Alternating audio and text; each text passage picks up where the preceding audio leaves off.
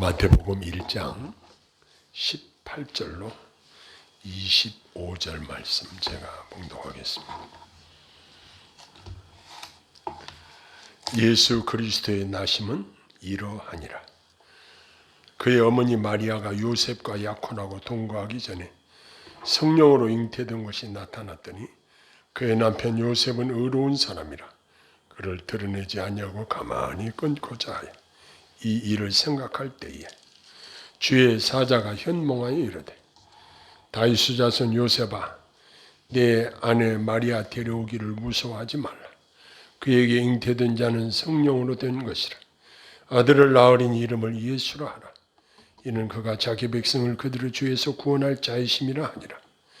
이 모든 일이 된 것은 주께서 선지자로 하신 말씀을 이루려 하심이니 이르시되 보라 처녀가 잉태하여 아들을 낳을 것이요 그의 이름은 임마누엘이라 하리라 하셨으니 이를 번역한즉 하나님 우리와 함께 계시다 함이니라.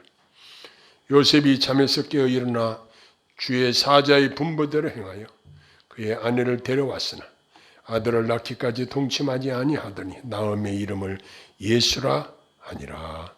아멘. 메리 크리스마스. 옆에 분들과 함께 메리 크리스마스 한번 하십시다. 시작. 메리 크리스마스. 성탄을 축하합니다. 인류 역사의 중심이 예수님의 탄생을 기점으로 해서 BC와 AD로 나누게 되었습니다. 즉 예수님의 탄생이 바로 역사의 중심이 되었다는 사실입니다. 예수님의 탄생에 대한 확실한 기록에 의하면 요셉이 마리아와 약혼하고 동거하기 전에 성령으로 잉태된 것이 나타났다 이렇게 기록되어 있습니다. 옛날 성경에 보면 정혼이라고 되어 있고 새로 번역된 성경은 약혼이라고 되어 있는데 정혼이나 약혼이나 같은 의미죠. 약혼은 정식으로 결혼하기 전에 혼인을 약속함으로써 대의적으로 혼인 관계를 선포하는 유대인의 관습이었다고 합니다. 우리나라에서도 보통 약혼하고 한 1년 뒤에 결혼하는 예들이 많이 있었는데 유대인들도 역시 이렇게 신부를 신랑의 집으로 데려오는 결혼식과 약혼 사이에 보통 1년간의 기간을 두는 것이 일반적이었다고 합니다. 그런데 예상치 못한 충격적인 일이 그들 가운데 일어났습니다. 즉 순결을 지켜야 할 신부가 임신을 한 것입니다. 그것은 마리아가 잘못한 것이 아니라 하나님의 특별한 섭리에 의해서 성령으로 잉태된 것이었습니다. 하나님께서 이렇게 약혼 기간 중에 있는 마리아로 하여금 잉태하게 한 것은 성경의 예언을 성취하시기 위함이었습니다. 그렇게 되자 요셉은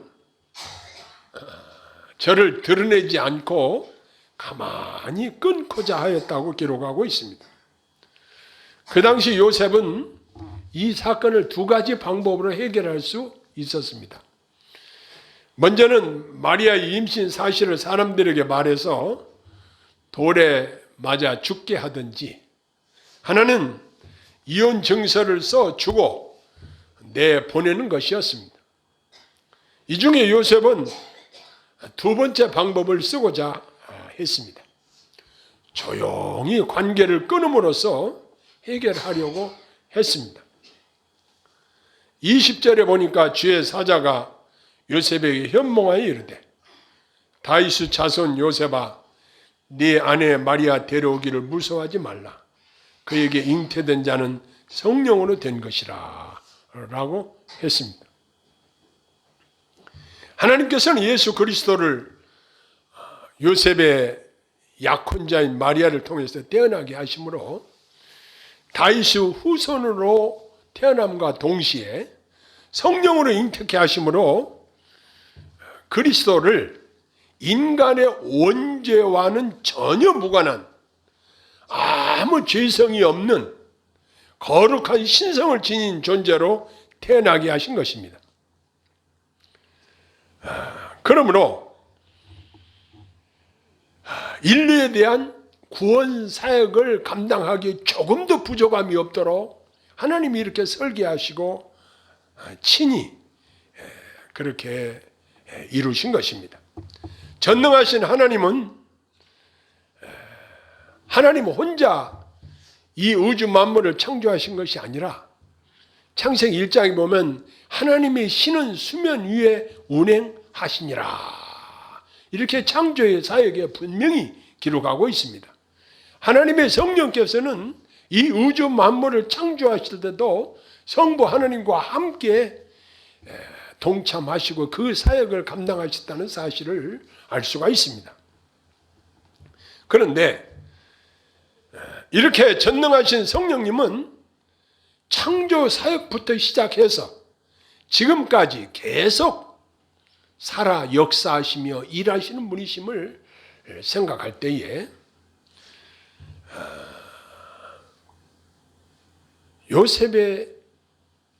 요셉과 약혼한 마리아에게 성령으로 잉태했다? 이 말을 사람들이 잘 믿지 못하는 경향들이 있습니다. 어떻게 과학적으로, 어떻게 합리적으로 이런 일이 있을 수가 있느냐? 어떻게 처녀가 잉태할 수가 있느냐? 이건 도무지 이해가 안 된다. 그러면 창세기 1장 1절에 하나님이 천지를 창조하시니라, 이 말도 못 믿어야 되는 거 아니겠어요? 하나님이 천지를 창조하시는 전능하신 하나님이시라고 한다면 하나님께서 성령으로 마리아의 몸에 잉태하게 하실 수 있다는 사실을 믿음으로 우리는 수용해야 한다는 사실입니다. 그러나 많은 사람들은 성령으로 잉태했다는 이 사실에 대해서 불신하고 퀘스천 마크를 붙이고 어떻게 그런 일이 있을 수가 있겠는가, 이렇게 이의를 제기하는 경향들이 있지만, 그러나 분명히 성경의 기록은 성령으로 잉태했다는 사실을 요셉과 마리아에게 천사가 공지해 준 사실을 기록하고 있습니다. 21절에 보면 주의 사자가 요셉에게 장차 아기에게서 태어날 아기의 예수 그 이름, 다시 말해서 마리아에게 태어날 그 이름을 예수라 하라, 이렇게 이름을 정해 주었습니다. 이 뜻은 여호와가 구원하신다, 이러한 의미로 풀이할 수 있습니다. 이어서 주의 사자는 말하기를 이는 자기 백성을 저희 죄에서 구원할 자이심이라. 이 이름을 지어주신 뜻을 천사가 자상하게 설명까지 해주고 있습니다. 인간의 죄야말로 인류가 고통당하고 있는 뿌리입니다. 인간이 범죄함으로 말미암아 생명의 근원이신 하나님으로부터 단절되었기 때문에 발생하는 것입니다. 결국 죄의 형벌로 말미암아 사람들이 지옥에 갈 수밖에 없는 것입니다. 그래서 예수님은 이 죄 문제를 해결하시려고 오신 것입니다. 이 죄 문제를 해결받기 전에는 누구든지 하나님 나라에 들어갈 수 없는 것입니다. 그래서 우리의 구원을 한마디로 말하면 죄사함으로 말미암는 구원입니다. 그런데 사람들은 자기 죄 문제를 인정하려고 하지 않습니다. 나는 그래도 상당히 선하게 산다고 살았고 비교적 양심적으로 살았는데 왜 나를 죄인이라고 하느냐, 이렇게 말하는 사람들이 있습니다. 그러나 우리가 성경 말씀을 살펴보면은 하나님이 하나님의 백성들에게 명령하신 것이 있습니다. 내 마음을 다하고 성품을 다하고 뜻을 다하고 내 목숨을 다하여 주 너희 하나님을 사랑하라. 그렇게 사랑하지 못했으면 역시 하나님 앞에 죄인인 것이고, 내 이웃을 내 몸과 같이 사랑하라고 했는데 그렇게 사랑하지 못했으면 그거 역시 죄인입니다. 이 크게 두 가지로 구분된 여기에도 걸리지 않을 사람이 아무도 없는 것입니다.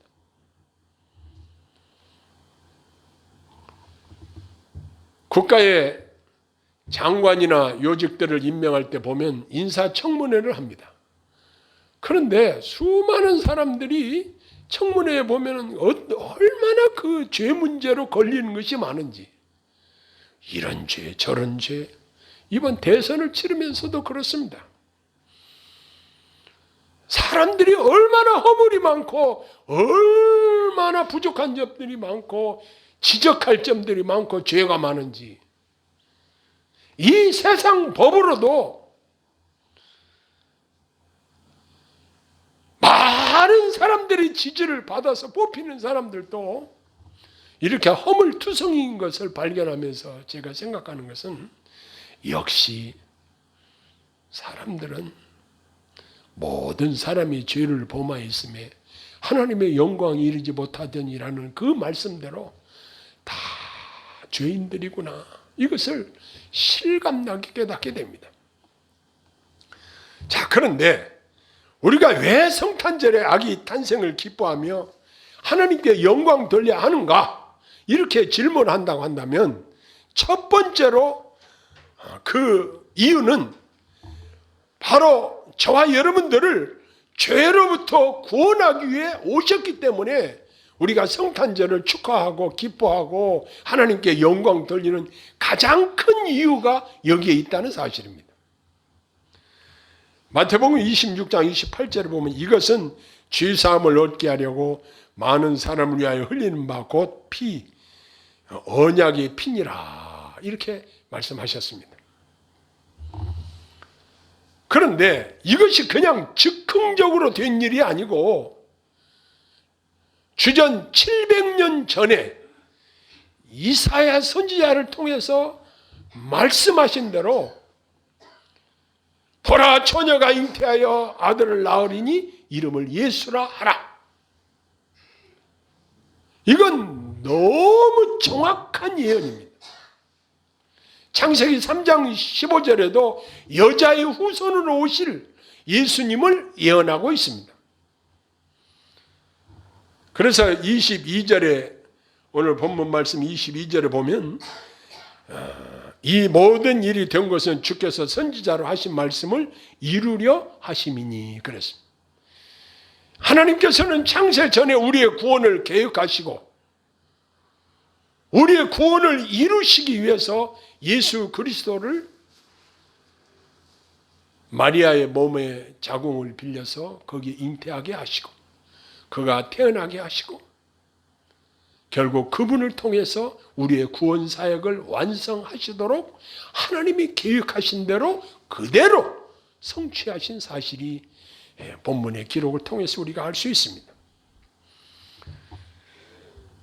예수님의 탄생과 그분의 구원 사역을 우리가 그냥 등한히 여기서는 절대로 안 되는 이유가 여기에 있습니다. 하나님께서는 이처럼 우리를 사랑하셔서 우리를 구원하시기 위한 놀라운 계획으로 그 계획을 선지자들의 입을 통해서 미리 말씀하셨고 그 말씀대로 친히 유대 땅 베들레헴에 예수 그리스도가 그 말씀대로 태어나게 하셨다는 사실입니다. 자, 그런데 23절에 보니까 보라, 처녀가 잉태하여 아들을 낳을 것이요 그의 이름을 임마누엘이라 하리라. 이사야 7장 14절 말씀을 인용하면서 예수님의 마리아의 몸에서 태어난 것은 하나님께서 이사야 선지자를 통해서 말씀하신 그대로 이루어진 것이라는 사실을 밝히고 있습니다. 23절 하반절에 보면 임마누엘이라 이름을 말씀하시는데 임마누엘을 번역하면 하나님이 우리와 함께 계시다 이런 뜻이라고 여기 그 설명을 자세히 해주고 있습니다. 자, 우리의 최고의 복이 무엇일까요? 사람들은 돈을 많이 벌면 복이 있다. 또 100살 넘게 오래 살면 참 복이 있다. 또 자녀들을 훌륭하게 잘 키웠으면 복이 있다. 여러 일반적으로 우리가 생각하는 여러 가지 복들이 있습니다. 물론 하나님께서 우리가 이 땅에 사는 동안 여러 가지 복들을 허락해 주십니다. 그런데 오늘 임마누엘이라는 이 말을 생각하면서 하나님은 우리와 함께 계시다는 이 말씀을 상고하면서 우리가 가장 큰 복을 받은 것이 무엇이냐? 하나님이 나와 함께 계신다는 이 사실입니다.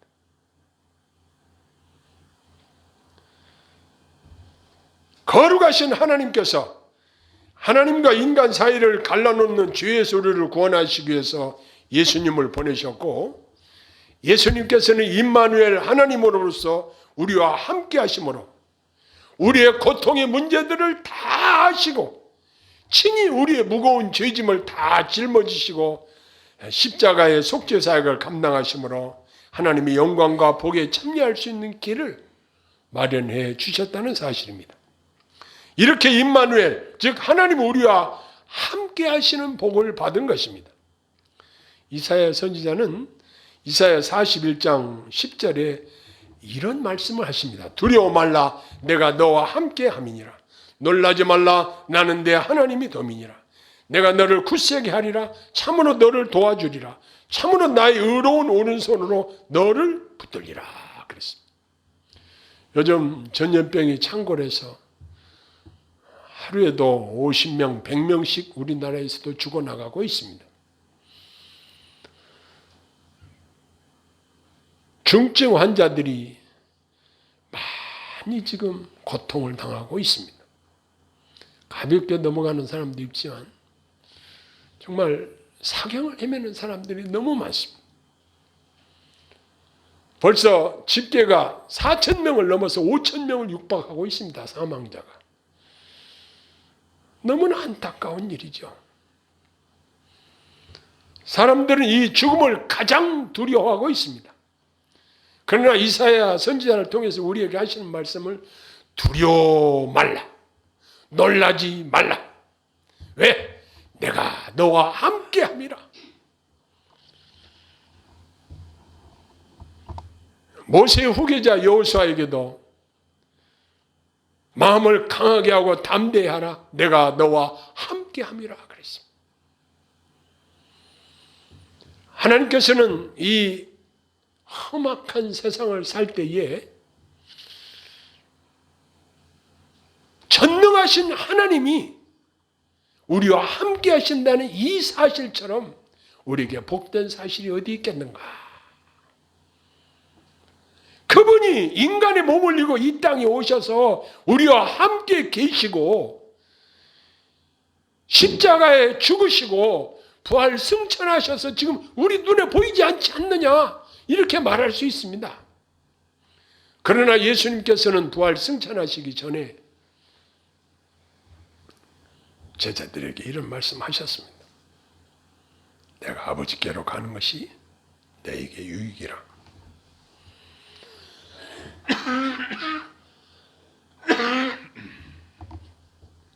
왜? 내가 아버지께로 가면 너에게 성령을 보내리라 그랬습니다. 그래서 성령님을 다른 말로 해서 예수의 영이라고도 하고 하나님의 영이라고도 해요. 하나님이 보내신 영, 예수님이 보내신 영. 이 성령님의 호칭이 그렇게도 불려지고 있습니다. 그 성령님께서 세상 끝날까지 너희와 항상 함께 있으리라 말씀하셨고, 우리 그리스도인들 안에 친히 들어와 내주하신다는 사실을 우리가 믿고 있습니다. 성령님께서 우리 안에 들어와서 함께 계신다는 사실입니다. 24절 25절에 보면 요셉의 결단과 순종하는 모습을 통해서 우리가 어떤 말씀으로 말씀을 받아 순종해야 하는지 본을 보여주고 있습니다. 요셉은 마리아의 관계를 가만히 끊고자 마음으로 계획을 했는데 천사를 통해서 하나님의 뜻을, 하나님의 말씀을 받은 그가 마리아를 자기 부인으로 맞아들이고 아이를 낳기까지 동심하지 않고 이제 성령으로 잉태된 그 아이가 태어날 때까지 하나님의 말씀에 순종했다는 사실입니다. 오늘 우리는 성탄절을 맞이해서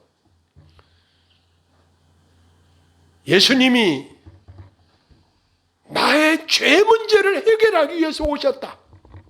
이 사실 때문에 우리는 기뻐하고 찬양하고 하나님 앞에 무한한 영광을 돌려드리는 것입니다. 이 죄 문제를 해결받지 못하면 우리는 결코 구원에 이를 수 없었기 때문에 이 중요한 죄 문제를 해결하기 위해서 우리 주님이 이 땅에 인간과 똑같은 모습으로 하나님이신 그분이 이 땅에 오셨다는 사실입니다.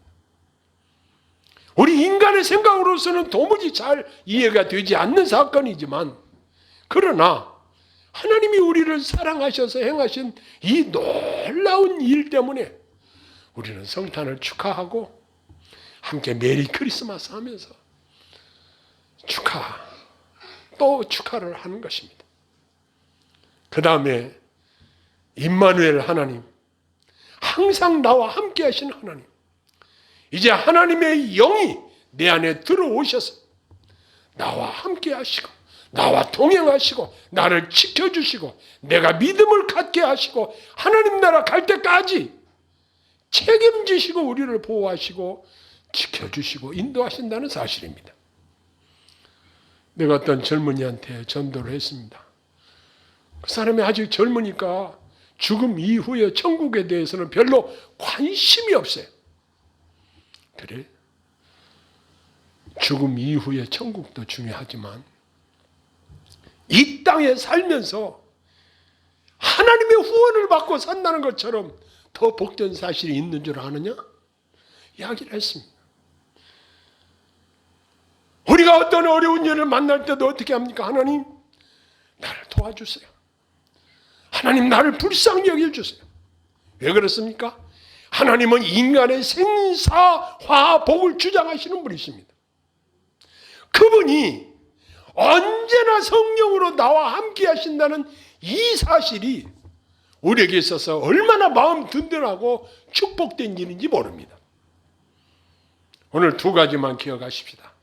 내 죄 문제를 해결하기 위해서 오신 예수님, 또 나와 함께하기 위해서 오신 예수님, 그분이 이 땅에 오심을 축하하며 하나님께 영광 돌릴 수 있기를 소원합니다. 기도하겠습니다. 하나님 아버지, 오늘 성탄절을 맞이해서 저희들을 사랑하시고 그리스도의 나심을 축하하며 하나님께 영광 돌리는 귀한 시간 허락하심을 감사합니다. 우리가 이 땅에 사는 동안 죄사함으로 말미암는 구원받은 자에 대한 하나님께 감사와 찬송과 영광을 돌리며 사는 저희들 되게 하시고 늘 임마누엘 하나님이 우리와 함께 하심을 기억하며 그분의 가르침을 받고 그분의 도우심을 받으며 살게 하여 주옵소서. 예수님 이름으로 감사하며 기도하옵나이다. 아멘.